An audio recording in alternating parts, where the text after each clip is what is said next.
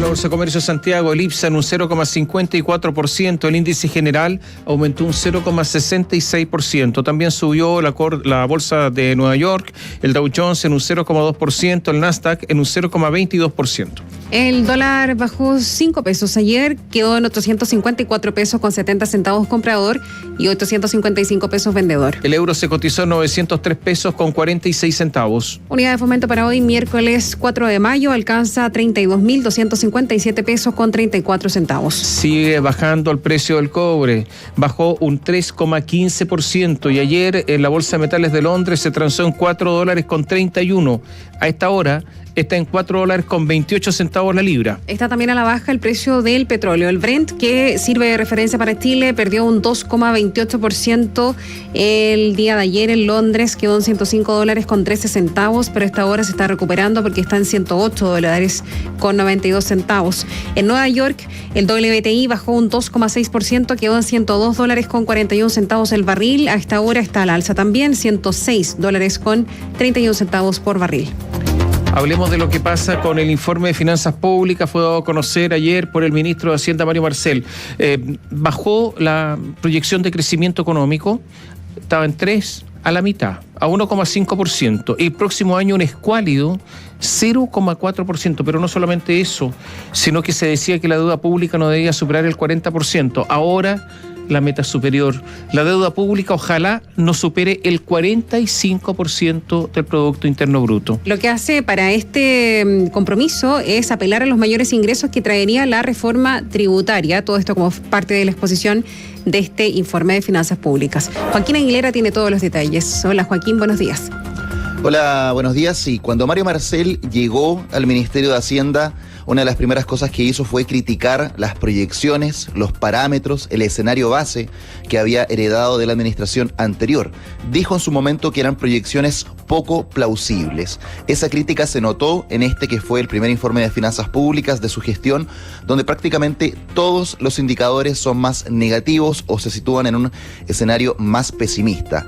Esa discrepancia, de hecho, se refleja con mucha claridad en las proyecciones de crecimiento. El gobierno anterior decía que este año 2022 podríamos crecer 3,5%, pero en este caso, este informe de finanzas públicas del primer trimestre actualiza esa estimación y dice que la economía chilena crecerá 1,5% este año, lo que de hecho está en línea, por ejemplo, con la proyección del Banco Central y también la que tiene, por ejemplo, el Fondo Monetario Internacional. Hacia el año 2023 también se recoge un panorama que es más negativo, con un crecimiento que no sería de 1%, como decía la última proyección, sino que más bien de 0,4%. La definición que dio ayer el ministro de Hacienda, Mario Marcel, ante la Comisión de Hacienda del Senado, es que básicamente este escenario que están describiendo es más realista y consistente que el que había dejado el gobierno anterior.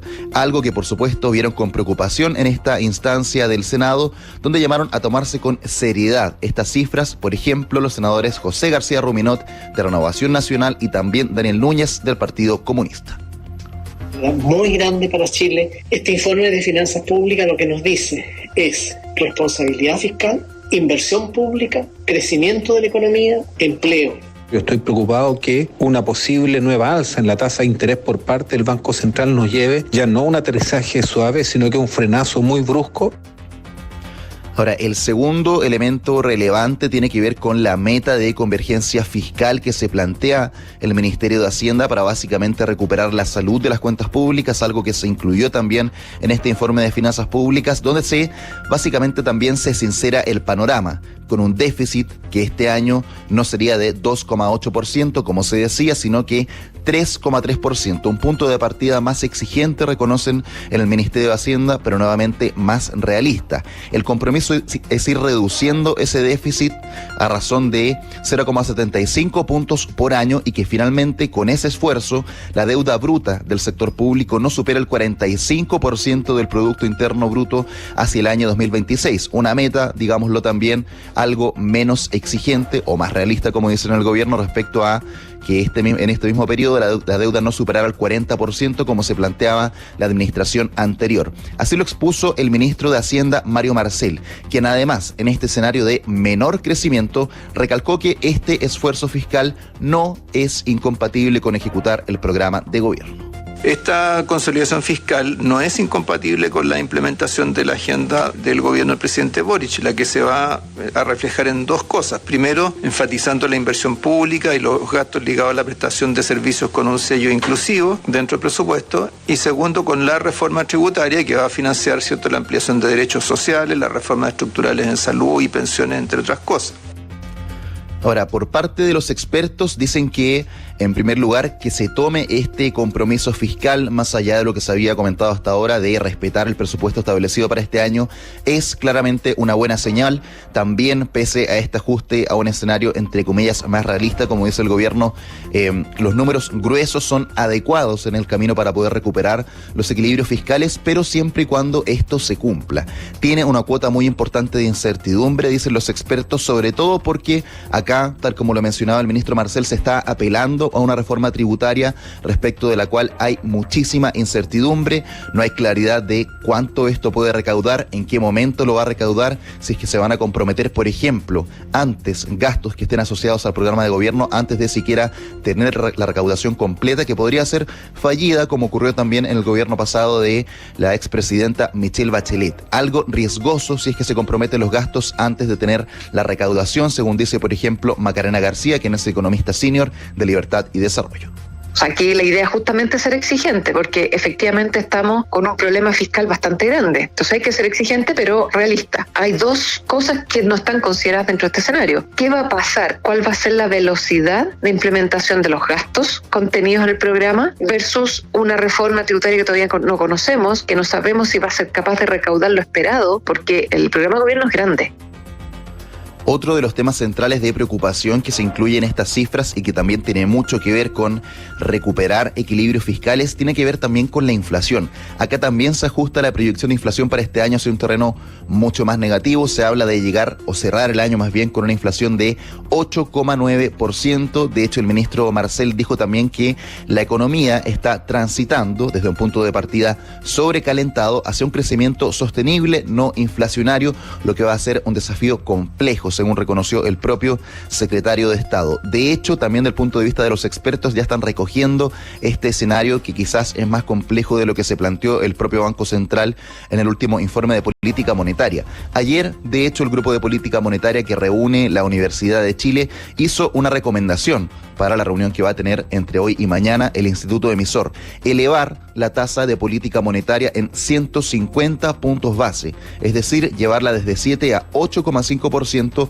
porque si bien, dicen los expertos, la economía ya está mostrando señales de desaceleración, todavía requiere un nuevo apretón. Lo explican así Juan Pablo Medina, quien es académico de la Universidad Adolfo Ibáñez, y también Tomás Izquierdo, economista de Géminis.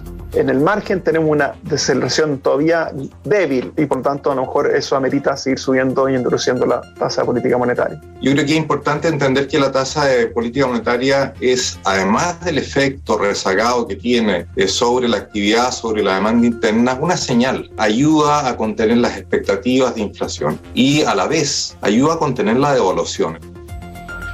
Ahora, claramente hay una discrepancia marcada con las proyecciones que estableció el gobierno anterior, que a todas luces, si bien no consideraban, por ejemplo, un escenario externo mucho más complejo a propósito de el conflicto entre Rusia y Ucrania, fueron proyecciones bastante optimistas. Acá, de hecho, también en base a este menor crecimiento se sinceran lo que van a ser las holguras fiscales para este periodo hasta el año 2026, que ya no serían de 30.000 millones de dólares, como dijo la administración anterior, sino que más bien poco más de 25.000 millones de dólares, como decíamos, de aquí hasta el año 2026. Tomás Catri.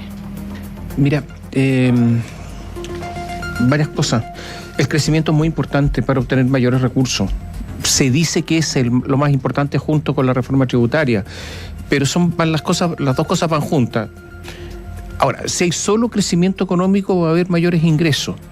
Si hay reforma tributaria sin crecimiento económico, va a haber mayores ingresos, pero no tanto como se esperan. Son las dos cosas juntas. Pero el problema es que el crecimiento económico es débil, 1,5, 0,4. ¿Cuál es la proyección para 2024, 2025? Hay algunos estudios que señalan que la proyección a largo plazo del crecimiento chileno es de 2 puntos. Con 2 puntos no se hace prácticamente nada. Y nosotros podríamos incluso decir que la convergencia fiscal a la que pretende el ministro Marcel va a fracasar si ese crecimiento se mantiene.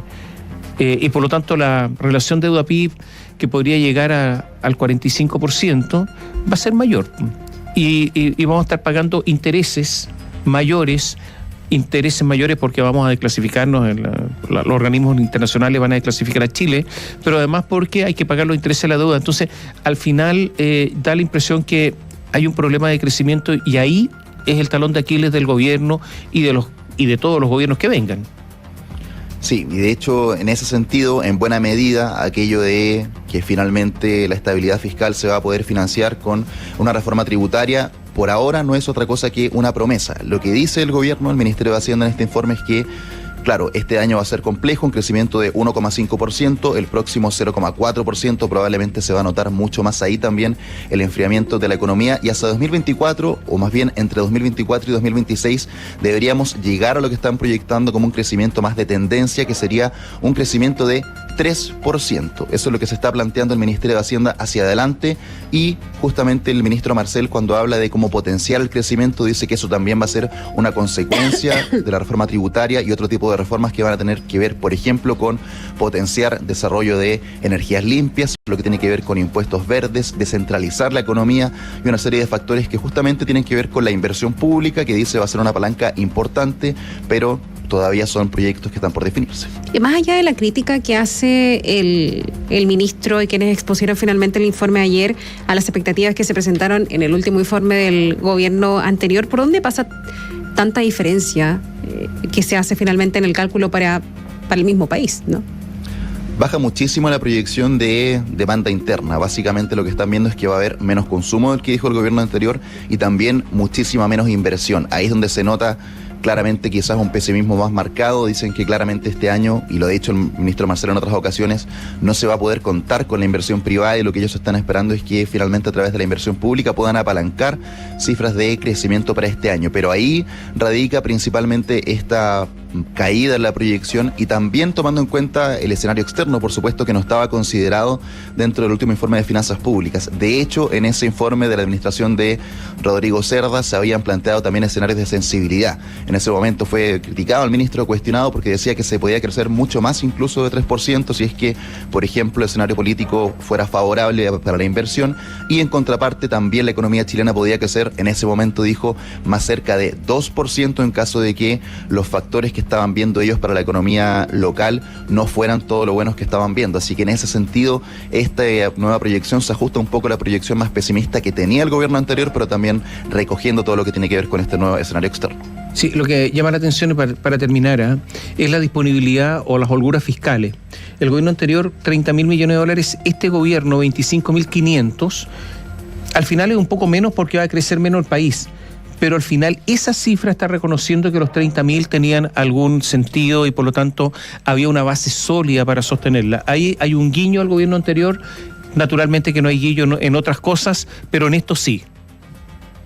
Sí, la diferencia no es tan pronunciada como se podía... Y como se criticó en su momento. Exactamente, deslizar quizás de la crítica del ministro Marcel. Básicamente es una menor proyección de holguras que responde a este menor crecimiento también, y este menor esfuerzo que se está planteando para reducir el déficit, que el gobierno anterior lo había planteado en 1% por año, en este caso es de 0,75 puntos por año. Gracias. Buenos días. Gracias. Chao, Joaquín, hasta pronto.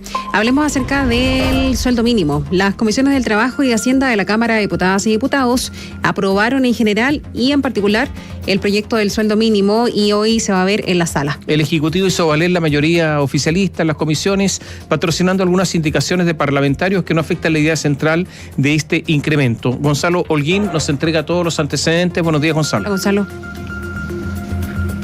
Tomás, Katy, sí les contamos que durante esta jornada de martes se auguraba un trámite difícil en la Comisión de Trabajo y también en la Comisión de Hacienda, y estuvo muy lejos de serlo. El oficialismo hizo ejercer su mayoría y en votaciones rápidas aprobó de manera unánime el proyecto en general, y en menos de media hora abordó todo el particular.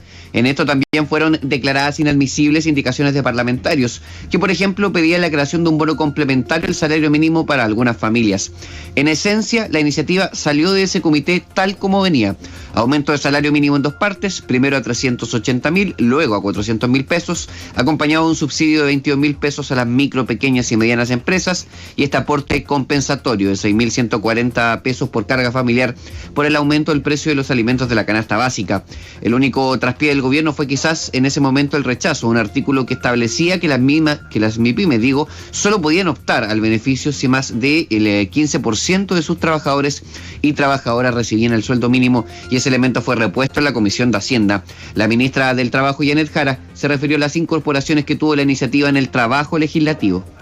Se hicieron algunas indicaciones que creemos que complementan y mejoran el proyecto de ley. Por ejemplo, entregar información adicional respecto del uso de los subsidios de las pymes, ir avanzando en la constitución de una política salarial, más que criterios más discrecionales se aborde la política salarial de gobierno en gobierno.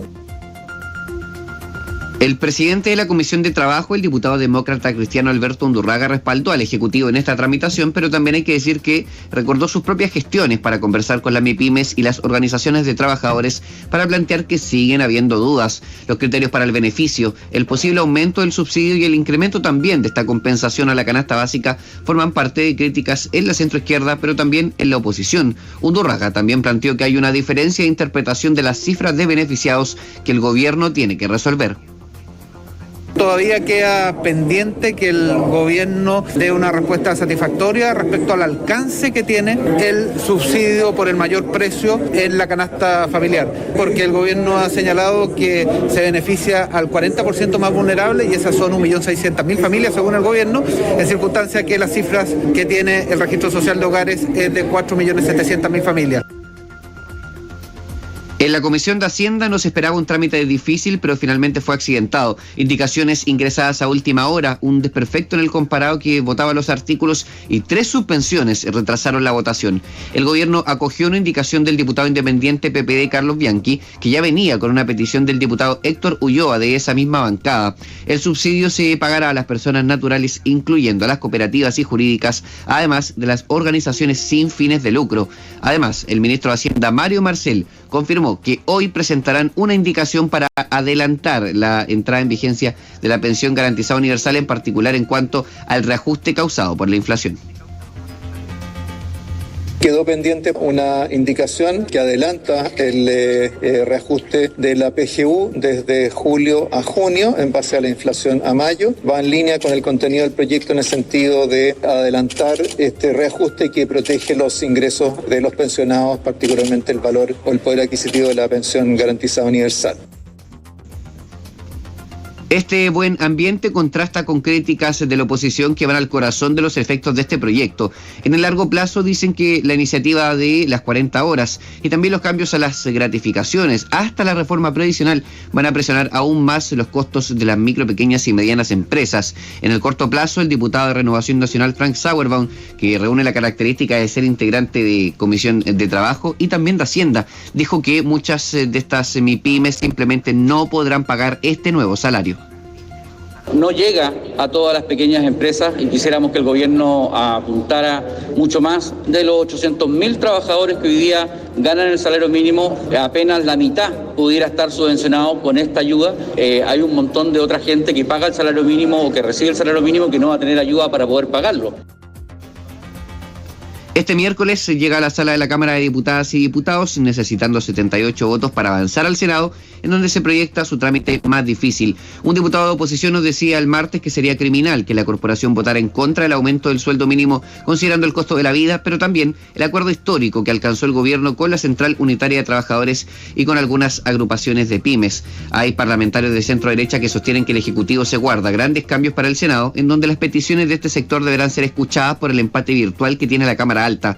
La proyección hasta ahora es que la Cámara de Diputadas y Diputados va a despachar con aprobación amplia en sus puntos centrales, al menos el salario mínimo. Decir también que en los próximos minutos va a comenzar una breve comisión de Hacienda en formato mixto, telemático y presencial, en donde se va a discutir desde las 9:30, en cerca de 20 minutos más, hasta las 10 de la mañana, la indicación del gobierno que genera modificaciones en relación a adelantar el efecto de la inflación de la pensión Garantizada Universal, un compromiso que hizo el Ejecutivo y en particular el ministro de Hacienda, Mario Marcel, para que esto esté contenido en el debate de la sala de la corporación esta misma mañana y se pueda despachar en conjunto con la iniciativa de sueldo mínimo. Desde el Congreso Nacional. Bio.